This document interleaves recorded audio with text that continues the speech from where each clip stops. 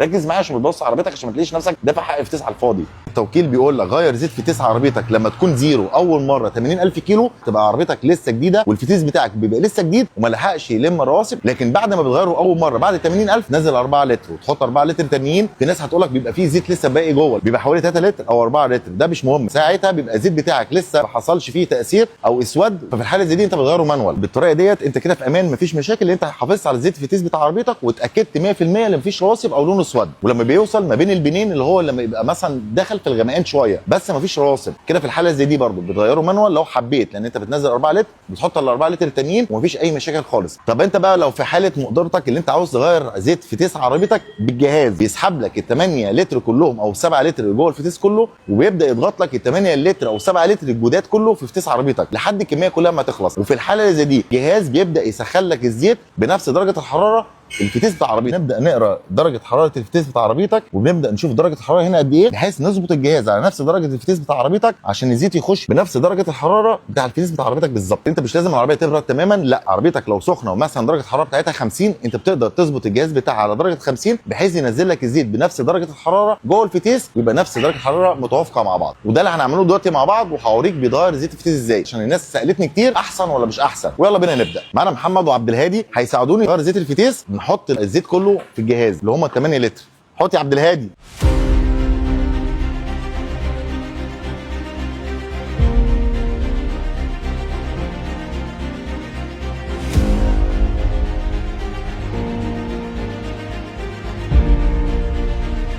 حط حاجه اسمها 20 اي تي، ده بيتحط مع زيت الفتيس عشان ده بيعمل ترميم للفتيس من جوه ويحافظ عليه، بيحافظ على الفتيس من كل حاجه من جوه. بحطها مع الزيت وهم بيحطوا زيت كده عشان يبدا يتحط مع الجهاز ويبقى كله متخلط مع بعض. كوكتيل بقى للخلطه اللي انت تحطها في الفتيس بتاع عربيتك. يا سلام، هتلاقي نفسك الدنيا جميله معاك.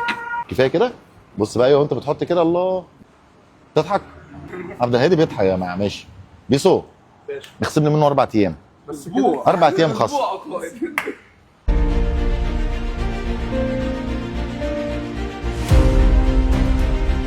لدرجه الفتيس بتاع عربيتنا احنا دلوقتي عامل 43، فلازم نظبط الجهاز هنا يسخن الزيت لدرجه 43. فاحنا كده هي درجه الحراره دلوقتي مظبوطه على 16.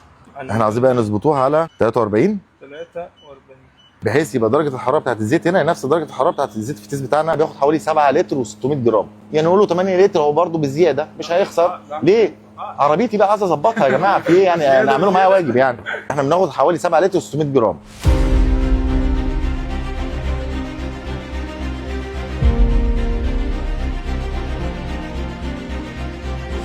لحين ما المكنه تدينا نفس درجه الحراره هنبدا نحط الخرطومين في الضغط والطارد اللي عندنا اللي هو المفروض بيتحط في الياتير، لان انت اصلا الفتيس ده فيه خرطومين طالعين منه، الخرطومين دول بتوع تبريد بيخشوا على الياتير عشان يبرد درجه الزيت بتاعت فتيس عربيتك. فاحنا هنشيل الخرطومين دول بحيث اللي هو الضغط والطارد هنحطهم في الجهاز، والخرطومين دول هم اللي هيضغطوا ويسحبوا عن طريق ايه؟ العربيه. ولازم ندور العربيه وندي حرف الدي، والفتيس هو بيضغط يبدا يضغط الزيت اللي طالع والمكنه تزق الزيت الجديد وهكذا.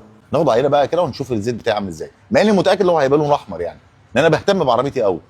ما شاء الله. شفت زيت لسه جديد اهو، بس انا معدي عليه 40000 وانا بغيره كل 40000. زيت اهو يعني مش احمر بيور، بس بدا اللي هو اخد لون الغمقان شويه. ان مشي العربيه بتاعتي بتفرق معايا في مشي العربيه، اللي انا ماشي مثلا ما بحرقش بيها كتير، بقى برص عليها على طول، دايس دوسات اللي هي بتبقى غريبه شويه. حاله زي دي كل 40000 لو انت عايز تغير بتغير عشان ما يبقاش اسود راح في 60 داهيه، وتبدا اللي انت تغيره بالجهاز تلاقي نفسك غيرت الزيت وغيرت الفتيس معاه. ابدا يا عبد الهادي. عبد الهادي اشك انا في عبد الهادي.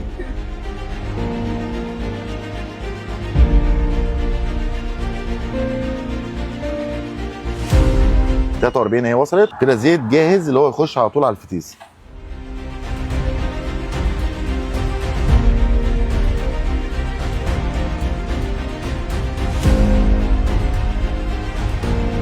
بص الزيت يا جماعه اللي طالع هنا مثلا، بص هنا لونه ايه، يعني الزيت بدا اللي هو ياخد لون الغمقان شويه، وهنا الزيت الجديد اللي بيبدا يضغط معانا في الفتيس نفسه.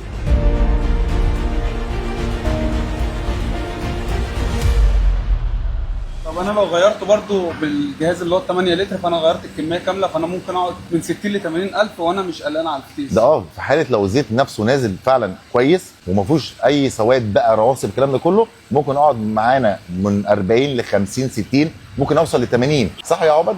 حصل. نور يا عبد حبيبي والله. هندسة تسلم. الراجل ده بيتكلم صح والله فعلا. حبيبي هندسة. يوسف، في ناس كتير قوي بترجح اللي هي بتغير بالجهاز، او بتجي لك ناس تقول لك انا عايز اغير بالجهاز على طول. في ناس كتير بتيجي عايزه تغير زيت كميه كامله بالجهاز، بس انا طبعا ما بحطش نفسي اللي انا ولا ضر نفسي، فبسحب العينه، فبناء عليه ممكن اللي انا اغير له بالجهاز، ممكن اللي انا اقول له لا مش هينفع. العينه اهم من اي حاجه، ما طبعا. ينفعش انا ادخل خرطومين على طول، طبعا. نازل زيت الفتيس، حط زيت الفتيس، طبعا. باظ الفتيس، هيقول لك ماليش دعوه انت اللي غيرت لي الزيت، وهيجيبها في كده كده. بصوا يا جماعه، بعد ما خلص خالص طبعا اخد نفس الكميه اللي احنا عاوزينها، ال7 لتر طبعا و600 زي ما احنا شايفين. الزيت كله طلع اللي هو الجهاز القديم كله، والجهاز طبعا طلع لي كل الزيت الجديد بنفس درجه الحراره ودخل على الفتيس عندي. يعني التجربه النهارده بحكايه الجهاز هي ممتعه وجميله يا جماعه، بس الكلام ده لما انا هكون عاوز اغير بالجهاز وامكانياتي تسمح. وبرده لو زيت فتيس عربيتك بدا اللي هو يبقى احمر لسه، او هو ما بين البنين وغيرته مانوال، برده مفيش مشاكل. الناس برده هتقول لك انا مش هغير 8 لتر كلهم، لان طبعا التكلفه عاليه. كده شغال كده شغال. برضه الفني بياخد عينه يقول لك هينفع يغير مانوال او هينفع يغيره لك او مش هينفع يغيره لك، عشان ما يشيلش مسؤوليه وشايل الشركه بتاعت الزيت المسؤوليه. اللي لازم يدلك هو الفني، مش انت اللي هتخش تقول غير وخلاص. لازم انت بتخش الاول وهو يدلك هتغير ولا مش هتغير، ينفع بالجهاز ولا ما ينفعش بالجهاز، ينفع ال 4 لتر ولا ما ينفعش ال 4 لتر. ركز معايا عشان ما تبص عربيتك، عشان ما تلاقيش نفسك دافع حق فتيس على الفاضي. ناخده من الكلام ده كله اللي احنا بنقول لك في الاول والاخر، قبل ما تغير زيت فتيس عربيتك خد عينه منه الاول، وتاكد ان الفتيس عربيتك يصلح اللي انت هتغير مانوال او بالجهاز، او عامه هتغيره او مش هتغيره. والجهاز بيبقى ناجح جدا والمانوال بيبقى ناجح. دي حسب امكانياتك وده حسب امكانياتك. برضه بيرجع للفن بتاعك اللي يقول لك هيتغير ولا مش هتغير. حسب نوع فتيس عربيتك ريزويل عملت لك كل نوع زيت لفتيس عربيتك. يعني عملت ال 900 الاربعه غيار، وعملت ال 960 السته غيار العادي، وعملت ال 960 ال في السته غيار و8 غيار، وكمان عملت لك 980 ال في اللي هو 8 و9 سرعات. يعني انت كمان فتيس عربيتك لو 8 و9 سرعات. ما تنساش كمان اللي عملت الفتايس السي في تي. السي في تي متوفر من ريزويل دلوقتي، وعملت لك الدي اس جي. دي العربيات الالماني كلها بقى، الفولكس فاجن، العربيات الاوكتافيا، العربيات المرسيدس، البي ام. ما تنساش معانا ال 20 اي تي اللي بيتحط مع اضافه اي زيت عشان يعمل لك حمايه للفتيس بتاع عربيتك من جوه. وانسى الدنيا خالص.